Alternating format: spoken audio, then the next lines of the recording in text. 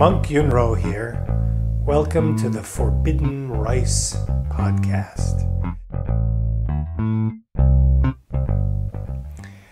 During the last half year or so, I've taken to reading Chinese wilderness poetry in Tai Chi class, usually to close the class, but occasionally to open the class, to set the mood. There's a group of poets from the Tang Dynasty, but let's say broadly from the 6th to the 9th century of the Common Era, who wrote with Taoist and Buddhist themes, primarily about nature. And I find these poems, in their reverence for nature, their elegance, their simplicity, their focus on the natural world and the natural way of things, to be very congruent with our Tai Chi practice, as well as the Taoist ideas that we talk about in class and that I talk about right here. There is a great difference between someone who translates work literally and someone who translates work from any language and into any language with a great gift and deep understanding for the context and the prose or poetry itself.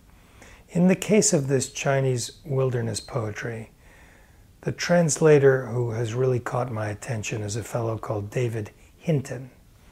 Hinton has many books. You can find him on Amazon, Hinton.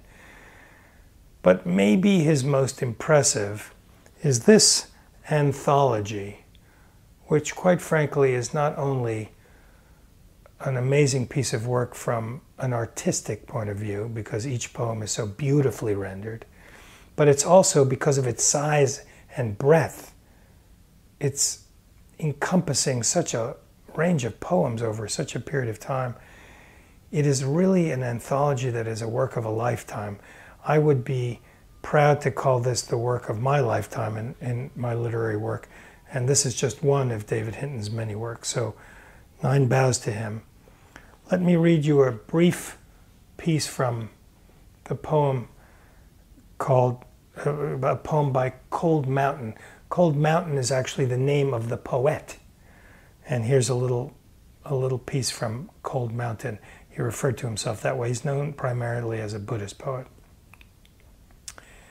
Everyone who glimpses Cold Mountain starts complaining about insane winds, about a look human eyes can't endure, and a shape nothing but tattered robes.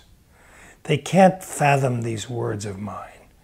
Theirs I won't even mention. I just tell all those busy people bustling around, come face Cold Mountain for a change.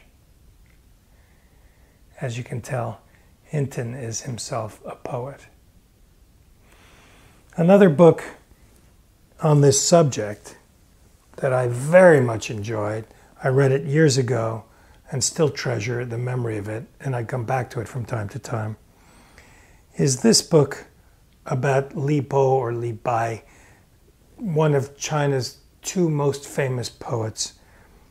And this book is a biography, but it includes some poetry, A Floating Life, The Adventures of Li Bo. This is a fun and fabulous read if you want to be transported into the wonderful world of classical Chinese poetry. I hope you enjoyed all this. Go and try some.